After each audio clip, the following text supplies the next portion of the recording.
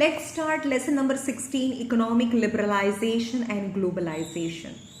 Liberalization यानी not very strict in rules. ઇકોનોમિકનું development એટલે કે ઇન્ડિયાને પ્રોસ્પરસ બનાવવું હોય તો એની જે બી રૂલ્સ છે એ બધા થોડા લિબરલ હોવા જોઈએ, જેથી કરીને આપણે પૂરા વર્લ્ડમાં ગ્લોબમાં આપણે બિઝનેસ કરી શકીએ અને બીજી કન્ટ્રીના લોકો ઇન્ડિયા આવીને બિઝનેસ કરી શકે. That is the economic liberalisation and globalisation. When India became independent in 1947, our government accepted the path of planning to achieve a speedy economic development.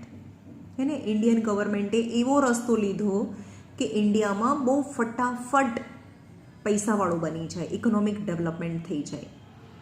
It took over the charge to achieve a speedy economic development by implementing 5-year plans. અને એની માટે ઇન્ડિયામાં બહુ જલ્દીથી speedy economical development થાય, જલ્દીથી India પૈસાવાળું થઈ જાય, એની માટે 5-year પ્લાન ઇમ્પ્લિમેન્ટેશન થયું. એટલે કે 5 વર્ષમાં ગવર્મેન્ટ ઇલેક્શન થાય અને નવી ગવર્મેન્ટ બને. One after another monetary policy yani money related policy, fiscal policy and industrial policy have been announced for this. Although many of these plans were completed, success was not attained in achieving economical development in true sense. આ બધા plan બી બની ગયા, એને implementation બી થઈ ગયું, તો પણ ઇન્ડિયામાં હજી સુધી પણ ઇકોનોમિકલ ડેવલપમેન્ટ આપણે અચીવ નથી કરી શક્યા.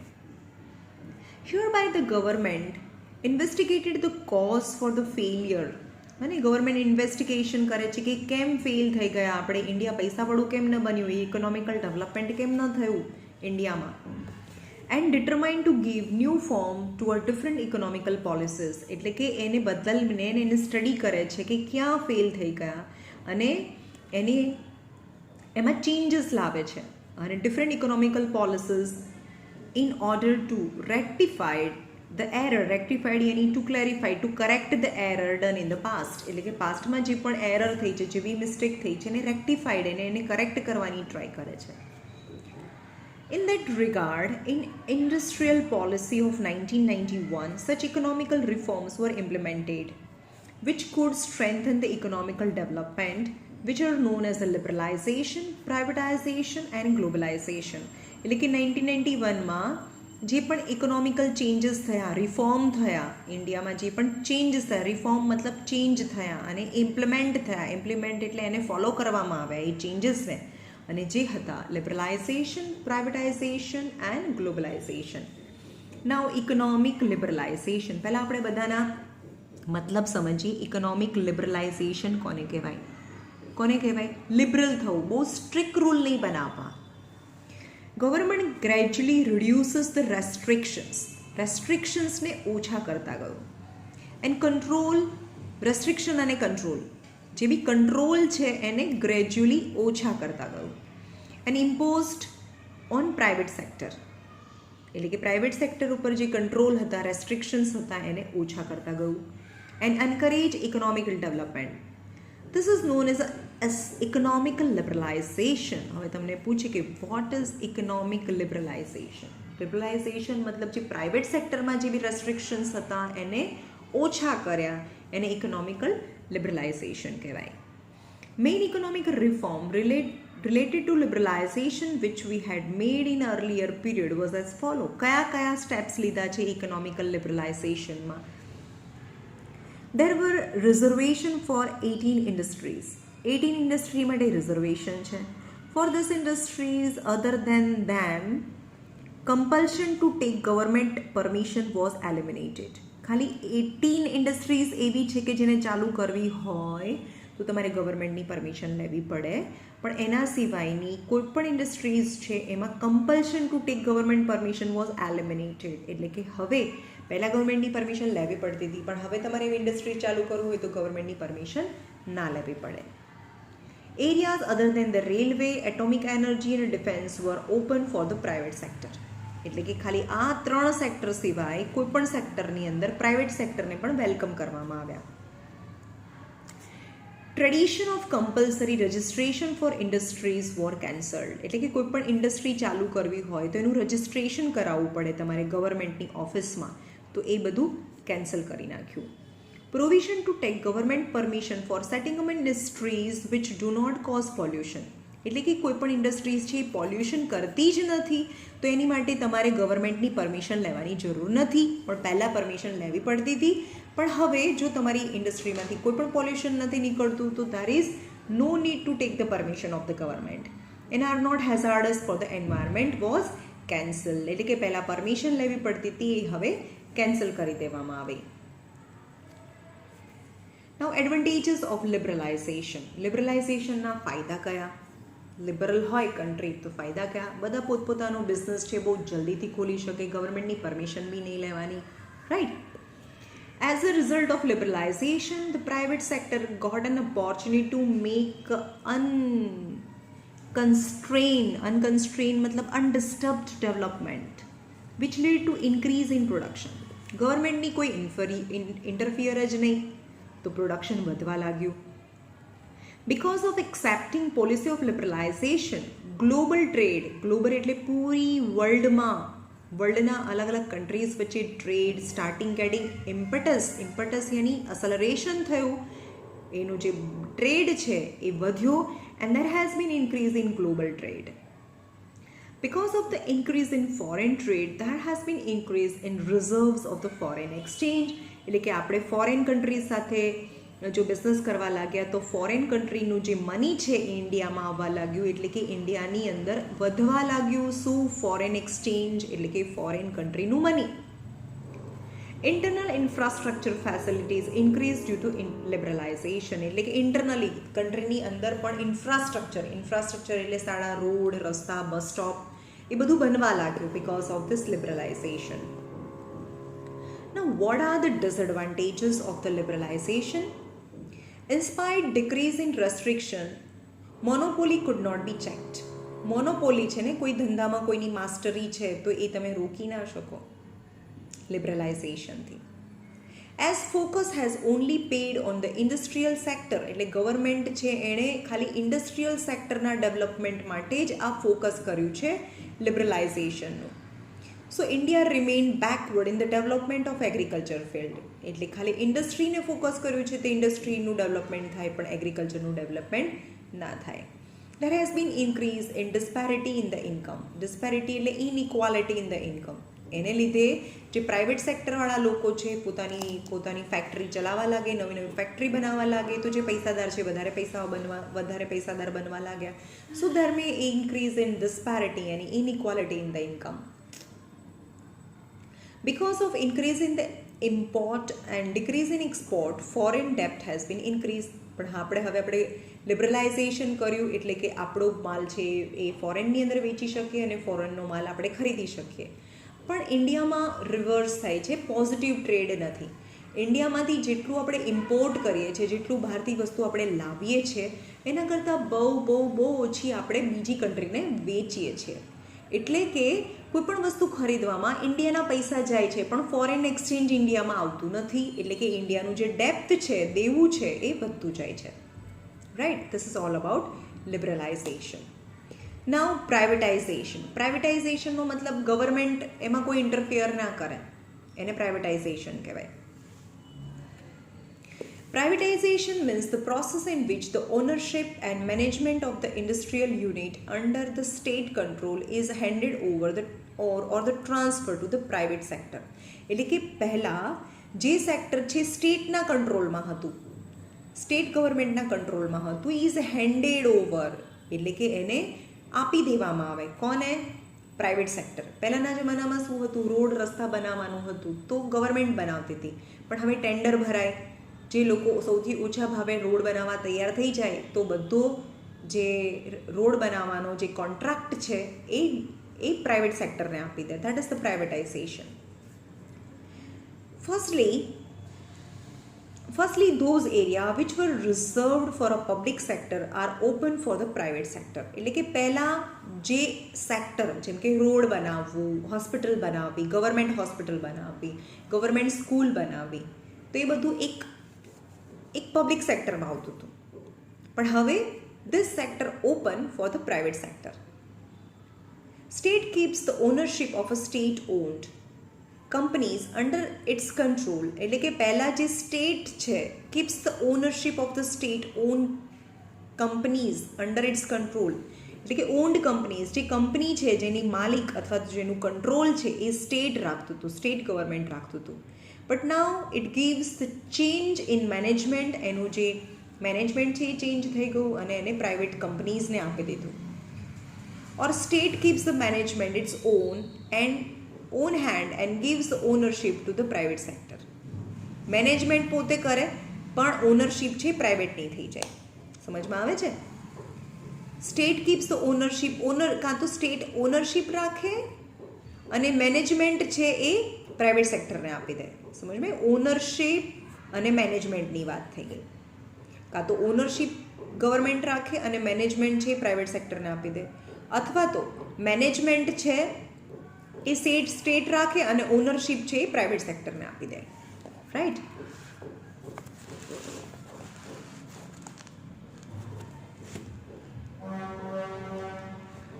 Now, advantages of privatization. There is increase in the number of production unit in industrial sector. Privatization થી શું થઈ ગયું? પ્રોડક્શન વધી ગયું. Production has been increased in capital intensive મતલબ and consumable commodity due to privatization. Capital intensive એટલે એવી વસ્તુ બનાવવા લાગે ને, પ્રોડક્શન હેઝ બીન ઇન્ક્રીઝડ, એવી વસ્તુ બનાવવા લાગે કે જેમાંથી એને પૈસા વધારે મળે. અને કન્ઝ્યુમર કોમોડિટીઝ, કન્ઝ્યુમર એટલે લોકો જે વસ્તુની વધારે, કોમોડિટી એટલે વસ્તુ અને કન્ઝ્યુમર એટલે વાપરવાની વસ્તુ. એટલે જે વસ્તુ સૌથી વધારે વસ્તુ વપરાતી હોય એવી વસ્તુનું પ્રોડક્શન વધવા લાગ્યું, અથવા તો જેમાં એને પૈસા વધારે મળતા હતા એવી વસ્તુનું પ્રોડક્શન વધવા લાગ્યું. Working capacity of the public sector has been improved. હે ને? વર્કિંગ કેપેસિટી, પહેલાં જો ગવર્મેન્ટના અંડરમાં એ માણસ કામ કરતો હતો તો સાવ લેઝી, આળસુ, અને હવે પ્રાઇવેટ સેક્ટરમાં કામ કરે છે તો એને ખબર છે હું કામ નહીં કરું તો મને નોકરીમાંથી કાઢી મૂકશે. તો એનું જે વર્કિંગ કેપેસિટી છે improved due to privatization of the public sector entrepreneur. એટલે કે પબ્લિક સેક્ટર એન્ટરપ્રિન્યોરમાં, પબ્લિક સેક્ટરની જે ઓફિસ છે એમાં કામ કરતા લોકોની વર્કિંગ કેપેસિટી પણ વધી છે. Now disadvantages of privatisation. Economic power has centralised as the result of privatisation. એટલે કે ઇકોનોમિક પાવર એટલે કે પૈસા ક્યાં વાપરવા, કઈ વસ્તુ બનાવવી, એ બધું પાવર છે એ સેન્ટ્રલાઇઝ થઈ ગયો, એક થોડા વ્યક્તિઓના હાથમાં આવી ગયો. Because of which evil monopoly has been increased. એટલે કે મોનોપોલી એટલે કોઈ પણ માણસની જે માસ્ટરી હોય એને મોનોપોલી કહેવાય. એટલે અથવા તો કોઈ એક એનું એમાં હેડ હોય. Cottage industry have not been developed properly due to privatization. Only large industries have been benefited. Prices have remained under control. એટલે કે પ્રાઇસીસ છે એ કંટ્રોલમાં ના રહી, કારણ કે પ્રાઇવેટ સેક્ટર છે પોતાની રીતે સારી વસ્તુ બનાવે ને એના ભાવ પણ વધારે રાખે. Due to privatization this leads to problem of price rise. Now third is globalization. તમારા ચેપ્ટરમાં થર્ડ પોઈન્ટ છે ગ્લોબલાઇઝેશન. ગ્લોબલાઇઝેશનનો મતલબ દુનિયાના બધા કન્ટ્રી છે એકબીજાની નજીક આવે અને એકબીજા સાથે ટ્રેડ કરે. That is known as a globalisation. Globalization is a process of connecting one country's economy with the world's economy. એટલે કે કોઈ પણ એક કન્ટ્રીની ઇકોનોમીને, એક કન્ટ્રીના બિઝનેસને, ઇકોનોમી મતલબ બિઝનેસ રિલેટેડ, એક કંપનીની ઇકોનોમીને દુનિયાની ઇકોનોમી સાથે જોડવાની જે પ્રોસેસ છે that is known as a globalisation. As a result of which the flow of goods, એટલે ગ્લોબલાઇઝેશનથી થાય એટલે કે ફ્લો ઓફ ગુડ્સ, આપણી વસ્તુ ત્યાં, ત્યાંની વસ્તુ અહીંયા. ફ્લો ઓફ સર્વિસીસ એટલે કે અહીંયાના ડૉક્ટર ત્યાં સર્વિસ કરે, ત્યાંના ડૉક્ટર અહીંયા પણ આવીને સર્વિસ કરે. યાની result of flow of goods, services, technology and labour is easily available in the world. Following improvement has been taken place due to globalization. Obstacles matlab problem of a trade between two nations have been removed. જે પણ વચ્ચે problems હતા બે nation વચ્ચે, જે trade કરવાના, business કરવા માટેના જે પણ વચ્ચે ડિફિકલ્ટીઝ આવતી હતી એ બધી રિમૂવ થઈ ગઈ. Such a condition has been created so that the capital exchange can easily be takes place between two nations. એટલે કે બે નેશન વચ્ચે જે કેપિટલ એક્સચેન્જ છે એટલે કે મની ટ્રાન્સફર છે આપણા પાઉન્ડ અને આપણા રૂપીઝ અને એના પાઉન્ડ એ બહુ ઇઝી થઈ ગયો. Obstacles in the way of exchange of technology have been removed. પહેલાં ટેકનોલોજી એક્સચેન્જ કરવા માટે જે પ્રોબ્લેમ આવતો હતો એ જે ઓબ્સ્ટિકલ્સ હતો પ્રોબ્લેમ હતો એ રિમૂવ થઈ ગયો. Free exchange of labour may be there among the different nations of the world. એટલે કે ફ્રીલી એક્સચેન્જ થાય છે લેબર. ત્યાંના લેબર અહીંયા આવીને કામ કરે, અહીંયાના લેબર છે એ ફોરેન જઈને કામ કરી શકે. તો that is become possible between the different nations of the world. Now, effect of globalization.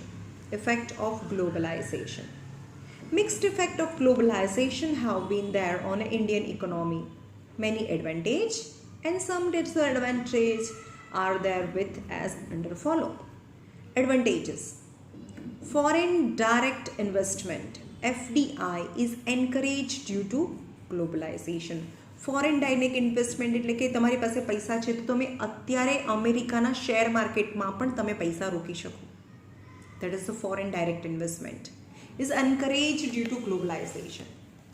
Goods produced in the developed countries can easily be obtained due to globalization. અમેરિકાને સારામાં સારી ખાવાની ચોકલેટ્સ ને તમે કંઈ પણ ફોરેનની બધી ચોકલેટ્સ ઇન્ડિયામાં મળે છે, અથવા તો ફોરેનની કોઈ સારામાં સારી વસ્તુ છે તમારે ઇન્ડિયામાં જોતી હોય તો તમે પરચેસ કરી શકો because of globalisation.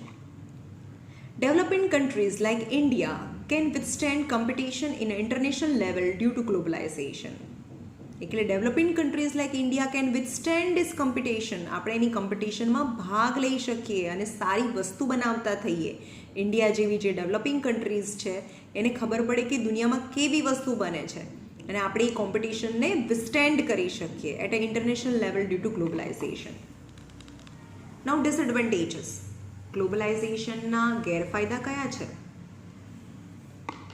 Expected success has not been attained in finding the solution to the problem of poverty and unemployment due to globalization. આપણને એવું હતું કે ગ્લોબલાઇઝેશન થશે તો ઇન્ડિયાની ગરીબી દૂર થઈ જશે, ઇન્ડિયાનું અનએમ્પ્લોયમેન્ટ દૂર થઈ જશે, પણ આપણને એમાં સક્સેસ ના મળી. Developing countries have not acquired proper benefits of increasing export. એને આપણે increasing export which they should have acquired. એટલે જે ડેવલપિંગ કન્ટ્રીઝ છે, ઇન્ડિયા જેવી ડેવલપિંગ કન્ટ્રીઝ છે એ લોકોને ઇન્ટરનેશનલ બિઝનેસ કરવાથી ફાયદો ના થયો. Proper benefit of increasing export. આપણે એક્સપોર્ટ વધારે કરવા લાગ્યા ને, અને એક્સપોર્ટ વધાર્યો તો પણ આપણને એટલો ફાયદો નથી થયો જેટલો થવો જોઈએ. Large scale industries have acquired more benefit. જે મોટી મોટી ઇન્ડસ્ટ્રીઝ છે એને વધારે ફાયદો થવા લાગ્યો, જ્યારે નાની ઇન્ડસ્ટ્રીઝ છે, small scale industries obtaining less benefit અને એમને ઓછો બેનિફિટ મળવા લાગ્યો. Now World Trade Organization WTO. World Trade Organization was established in 1st January 1995. Is very important date and might be asked in exam. World Trade Organization by the members of the nation of United Nations. Its headquarters is located in Geneva in Switzerland. Its objectives are as follow. World Trade Organization ના objective કયા? કેમ World Trade Organization બન્યું? To remove the obstacle influencing global trading. To remove the obstacles એટલે જે problems આવે છે world trade કરવામાં એને રિમૂવ કરી શકીએ. To remove protection policy given to industries of the country for foreign trade. એટલે કે to remove the protection policies given to industries of the country for foreign trade. Foreign trade કરવા માટે કોઈ પણ ઇન્ડસ્ટ્રીઝને જે પણ પોલિસીઝ આપી હોય, જેની પોલિસીઝ આપેલી હોય એ પોલિસીઝ પ્રમાણે બિઝનેસ કરવાનો, તો એમાં ઓબ્સ્ટિકલ્સ આવતું હોય તો એ પોલિસીને રિમૂવ કરી શકીએ. તો coordinate with global trade policy and economical policy. એટલે કે કોઈ પણ કન્ટ્રીની ઇકોનોમિકલ પોલિસી અને ગ્લોબલ ટ્રેડ પોલિસીસ છે એ બંનેને મેચ કરવા માટે, કોર્ડિનેટ કરવા માટે. To solve the trade related dispute arising in the world. એટલે કે ટ્રેડ રિલેટેડ ઝઘડા થાય બે કન્ટ્રી વચ્ચે તો એને સોલ્વ કરવા માટે વર્લ્ડ ટ્રેડ ઓર્ગેનાઇઝેશન કામ કરે છે. હવે એનું કામ શું, function. To set up required infrastructure for implementation of agreement related to multinational trade and agreement related to it. પહેલા તો શું કરવાનું, એક સ્ટ્રક્ચર અને infrastructure, setup required structure for implementing an agreement related to multinational trade and agreement related to, એટલે કે multinational trade એટલે કે બેથી વધારે બહુ બધી કન્ટ્રી વચ્ચે જે ટ્રેડ કરવા માટે જે અગ્રીમેન્ટ થયા છે, જે બધી શરતો થઈ છે, બધા નિયમો બન્યા છે, એને ઇમ્પ્લિમેન્ટ કરવામાં, એટલે ઇમ્પ્લિમેન્ટ કરાવે એટલે એને ફોલો કરાવડાવે અલગ અલગ કન્ટ્રી પાસે. World Trade Organization play a vital role in debate and negotiation for a multinational trade. એટલે કે કોઈ કન્ટ્રી છે એ એક કરતાં વધારે કન્ટ્રી સાથે જો કામ કરતી હોય, એની સાથે બિઝનેસ કરતી હોય, તો એની સાથે નેગોશિએશન કરવું, વાતચીત કરવું, ડિબેટ કરવાનું કામ છે એ વર્લ્ડ ટ્રેડ ઓર્ગેનાઇઝેશનનું છે.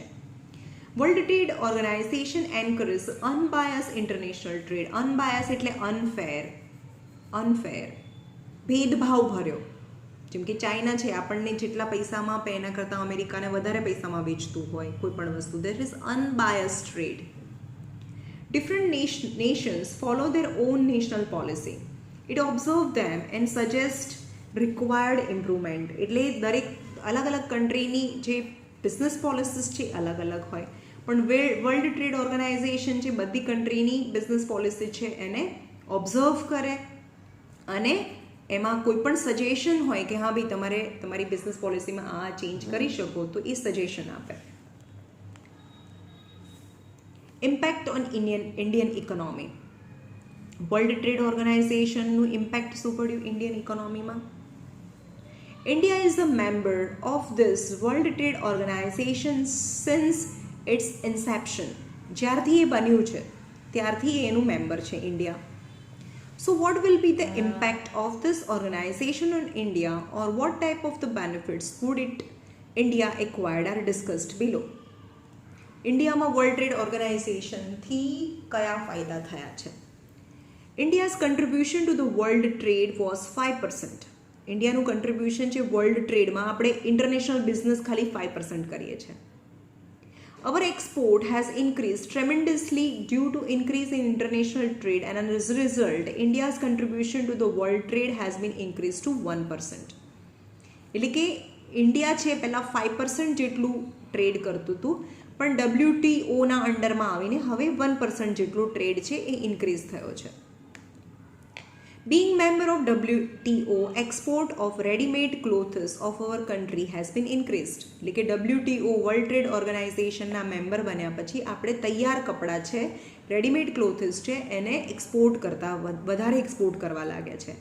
As a member of WTO, India has been able to increase the export of agro products. એટલે એગ્રો પ્રોડક્ટ્સ એટલે કે કોટન, ઓઇલ, એગ્રો પ્રોડક્ટ્સને પણ આપણે એક્સપોર્ટ કરવા લાગ્યા છે. Due to increase in export, pressure on import have been reduced and foreign investment has been increased in foreign exchange. Right? એટલે પહેલાં આપણે જે વસ્તુ જોઈતી તે ઇમ્પોર્ટ તો કરવી જ પડે, પણ હવે એક્સપોર્ટ બી કરવા લાગ્યા છે એટલે ઇમ્પોર્ટ ઉપર પ્રેશર નથી. પહેલાં પ્રેશર પડતું હતું, કોઈ પણ વસ્તુ બહારથી લાવીએ ને તો ઇન્ડિયા પર પ્રેશર પડતું હતું, કારણ કે આપણે ઇમ્પોર્ટ કરીએ છીએ, આપણા પૈસા બહાર જતા રહે.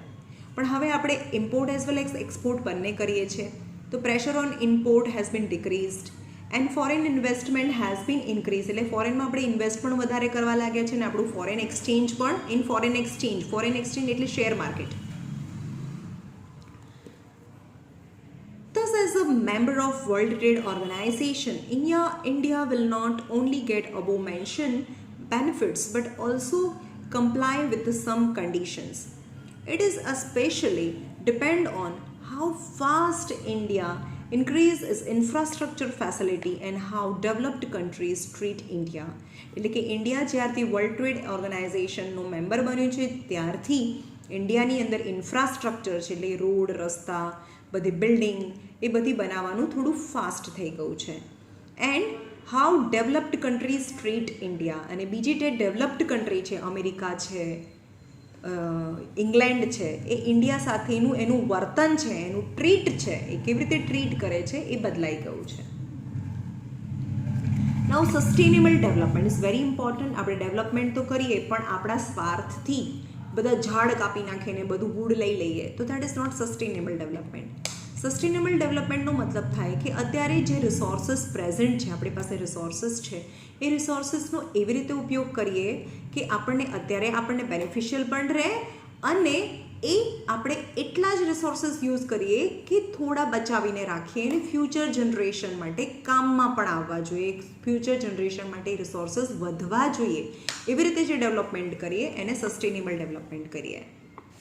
According to the definition of sustainable development, sustainable development is a development which meets the needs of the present generation. है ने, પ્રેઝન્ટ જનરેશનની નીડ છે એ તો સસ્ટેન થાય, એ તો ફૂલફિલ થાય without compromising with ability of the future generation.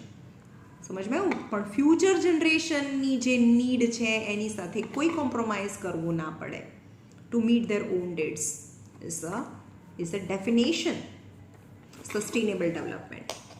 જેની it's fulfill the need of the present generation without compromising the needs of the future generation.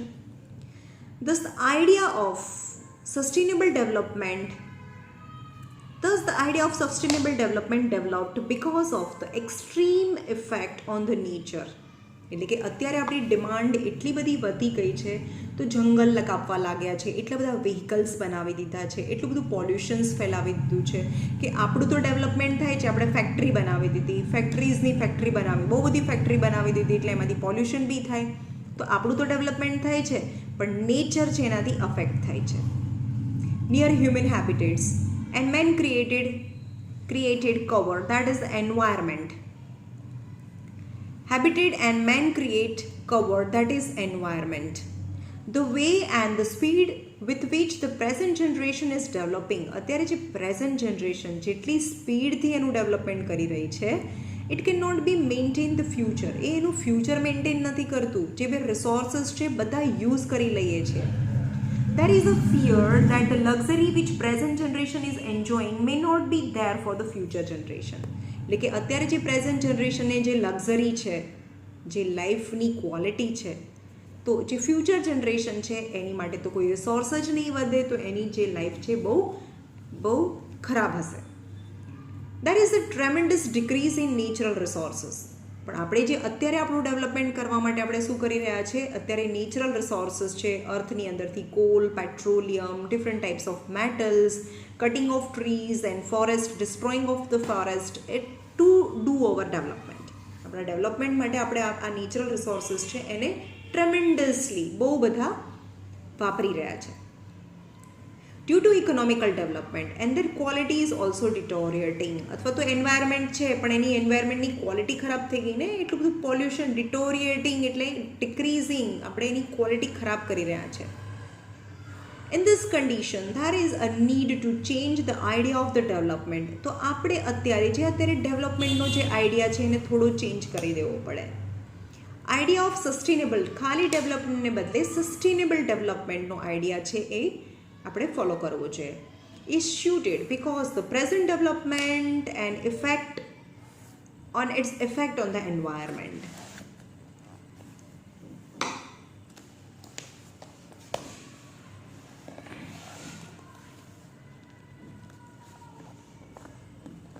Now, following strategies should be adopted for the conservation and preservation of natural resources. આપણે શું કરવું જોઈએ? હવે આ તો બહુ easy છે, ફટાફટ હું રીડ કરી જાઉં છું કે નેચરલ રિસોર્સિસ છે એને કન્ઝર્વ કરવા માટે, જંગલોને બચાવવા માટે શું કરવું જોઈએ? તમને ખબર જ છે. The renewable natural resources like cultivable farm, forest, water resources, etc. should be used in a such a way that જેને રિન્યૂ કરી શકે, એકવાર વાપર્યા પછી ફરીથી એની અંદર રિપ્લેનિશ થઈ શકે એ નેચરલ રિસોર્સિસ. જેમ કે જંગલને કાપીએ અને એની સાથે બીજા ઝાડ બી ઉગાડીએ તો with their quality is maintained and non-renewable resources છે એકવાર વાપર્યા પછી બીજી વારે બનવાના નથી. જેમ કે કોલસો, petroleum, resources like coal, petroleum, mineral, etc. should be used judiciously. એટલે કે જે એકવાર વાપર્યા પછી ફરીથી બનતા નથી તો એને જ્યુડિશિયલી, થોટફુલી વિચાર કરીને એને વાપરવા જોઈએ. Industrial location should be decided on the basis of lesser transport cost.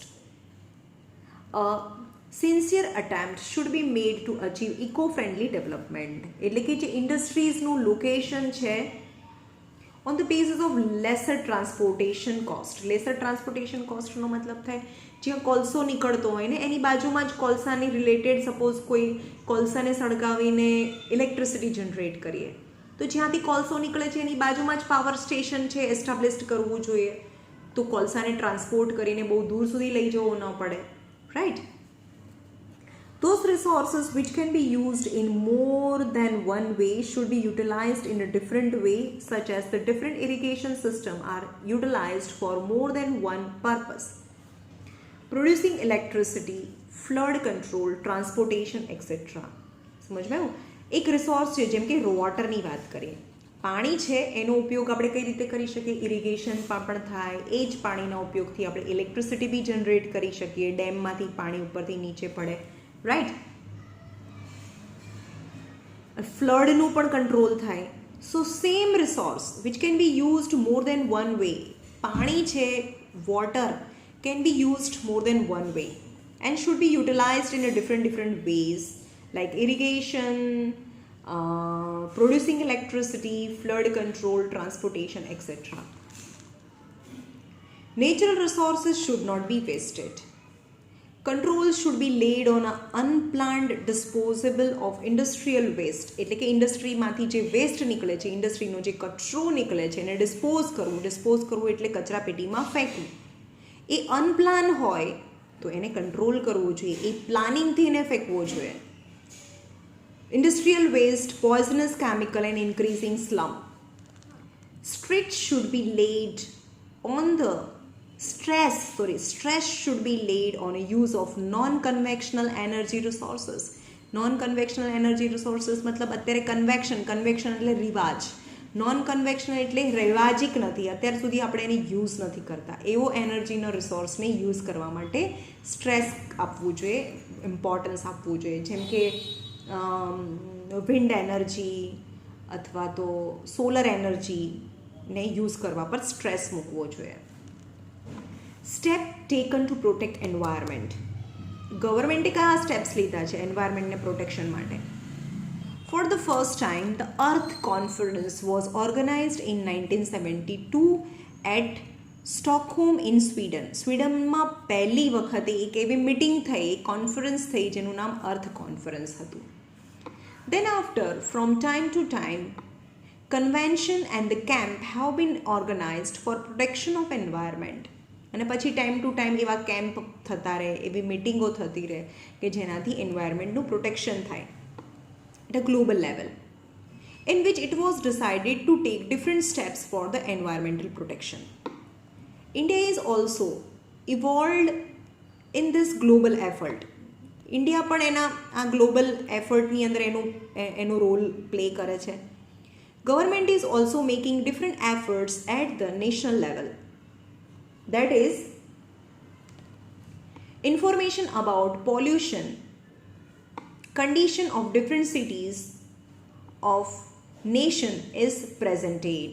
એટલે એમાં ઇન્ડિયા કેવી રીતે કહે છે ઇન્ફોર્મેશન આપે છે કે અમારી કન્ટ્રીના જુદા જુદા જે સિટી છે જુદા જુદા સ્ટેટ્સ છે એની અંદર જે પોલ્યુશનનું લેવલ કેટલું છે એ પ્રેઝન્ટ કરે એની ઇન્ફોર્મેશન વર્લ્ડને આપે. Central and state pollution control board have been establish two control pollution એટલે કે સેન્ટરની અંદર એઝ વેલ એઝ સ્ટેટની અંદર પણ પોલ્યુશનને કાર્બ કરવાના પોલ્યુશનને ડિક્રીઝ કરવા માટેના જે બોર્ડ છે એ બોર્ડ એસ્ટાબ્લિશ થયા છે. 5 June બધાને જ ખબર હશે 5 June is celebrated as a World Environmental Day in the world. In India, government passed the Air Pollution Control Act Air Pollution Control Act in 1981. International agreement have been signed for deteriorating level of ozone. ઓઝોનનું level છે તમારી કન્ટ્રીમાં જો ઓઝોનનું level છે એ ડિટોરિએટિંગ થાય decrease થતું જાય ઓઝોનનું layer છે ઓઝોનની અંદર હોલ પડતા જાય તો તમારે એની માટે સ્ટેપ્સ લેવા માટે તમે રિસ્પોન્સિબલ છો એવી ઇન્ટરનેશનલ એગ્રીમેન્ટ બન્યા છે.